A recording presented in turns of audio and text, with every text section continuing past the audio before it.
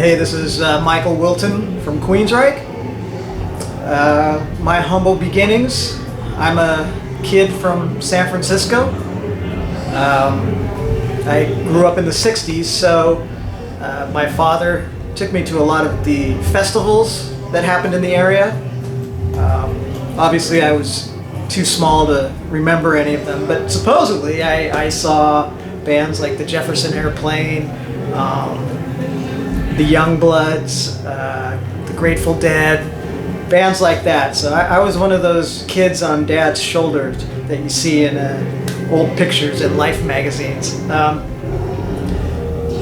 Anyway, we relocated to Seattle, Washington, and during that time I had an uncle that died tragically in a motorcycle accident, and he was a bass player. And since I had a love for music at an early age, I inherited that bass and began tinkering with it, and that became kind of my first beginning at playing an instrument.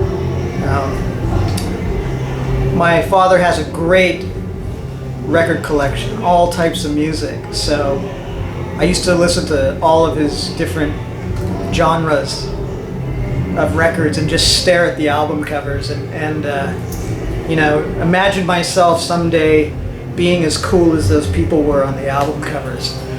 I used to listen to Santana, the Beatles, Jimi Hendrix, Al Di Meola, John McLaughlin, the Mahavishnu Orchestra albums.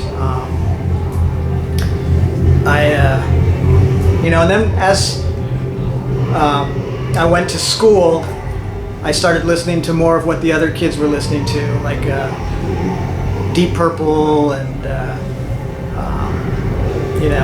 I remember Metallica became popular, Van Halen, but I cut my teeth on a lot of progressive music too, like Yes, Pink Floyd, and King Crimson, and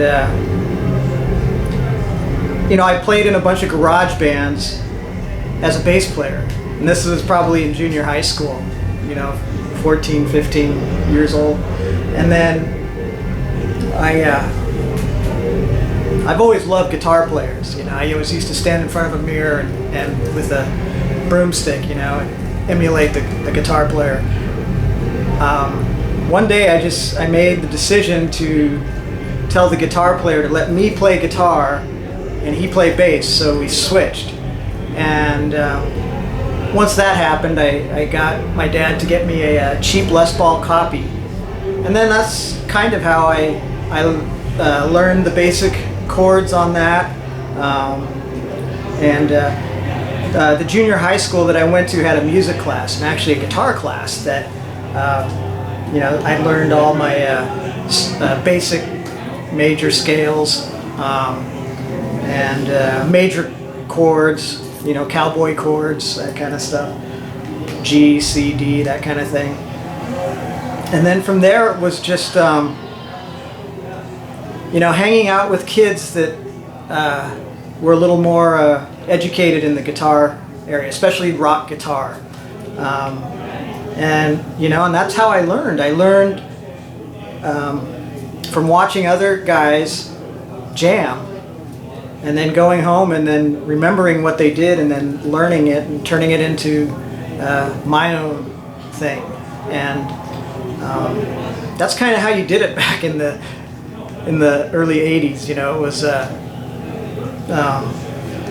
you didn't have the internet or YouTube or anything, that you didn't even have computers that had software back then, so you had to use your ear and you had to go watch other players. And I'd basically go to any concert that I could, and I'd just be amazed at the guitar players and the sounds they got, and the loud guitars. I mean, I love that. I love, I used to like to go to stock car races and go in the pits, and it'd just be so loud and powerful. And, guitars kind of had that same feeling through a Marshall stack, and just blistering loud. It was so cool back then. So anyway, I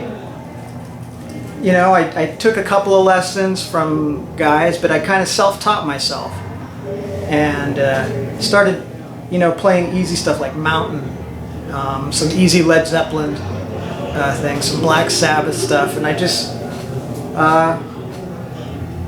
learned that way, just with my ear against the hi-fi speaker, just playing it over on the record player over and over, and scratching my dad's records. I did that for a couple years, and then as I got to I got semi-proficient on the guitar. In high school, as a senior, I went to a Black Sabbath concert with the opening band being Van Halen, and I had just gotten their album and I thought it was really cool. So up in the 300 level, just all of a sudden they come out and open with this song called On Fire. I was blown away. I had an epiphany. I go, that's what I want to do. And it was from that day that I decided to get rid of sports, get rid of girlfriends, get rid of everything. I dedicated my life to someday being as cool as that Eddie Van Halen. And I went from band to band, and eventually I hooked up with some friends that are in bands that we played school dances, roller rinks, and did that for a while. When I graduated from high school, I went to the Cornish Institute of Allied Arts in Seattle, Washington, and it's an accredited college that I took classical guitar, classical piano, jazz workshops. I learned a little gamelan, if you know what that is. It's like these intense bell patterns that you get. So I kind of expanded my awareness in music, and they would get these jazz players that would come in through the East Coast, and they'd come into the college, and in the hallways they'd just start jamming and showing their techniques, and and I was just like blown away at some of these guys. Anyway, I did a year and a half of the Cornish Institute, and I ran out of money. My parents ran out of money, so I got a job, and then I met Eddie Jackson and Scott Rockenfield, and Chris DeGarmo, and we began jamming, having fun, playing in different bands together, and then eventually we all started listening to this kind of heavy metal invasion coming from Europe. We kind of got addicted to going to the record store and going into the import section and seeing who were the up and coming cool bands, and that's kind of when I first heard a lot of dual melodic guitar solos with Iron Maiden and Judas Priest, and we were listening to Scorpions, we were listening to Accept, and then Black Sabbath with Ronnie Dio and all that stuff. We cut our teeth on all those songs, and kind of because in Seattle at that time it was all top 40, and that didn't interest me at all. So hearing this, so then we started jamming on songs, and came up with the first 4-song EP that we thought we had probably about 6 or 8 tunes, and then these first 4 were probably relevant. And we needed a singer, and we saw this amazing singer named Geoff Tate that was in another band. He was in Babylon, and kind of doing this progressive Yes thing, and then he was in a band called Myth. And anyway, we approached him. I think Chris DeGarmo approached him and asked if he wanted to lay some vocals on these 4 songs that we had as a demo. And he said sure. So, and that's kind of how it all started. And you know, so now there's been a rebirth of Queensrÿche. We've had a lineup change. Chris is gone. He's a pilot now and doing his own thing with a career change.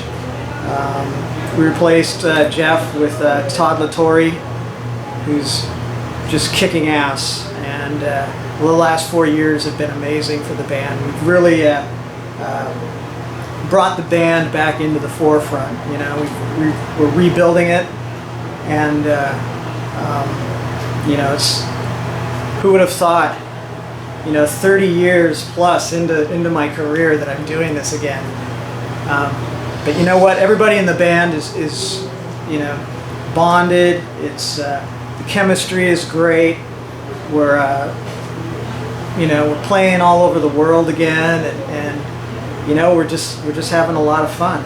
It's back to becoming a band like we did back in the early '80s. So you know, Queensrÿche is poised to continue on for, you know, as long as we can.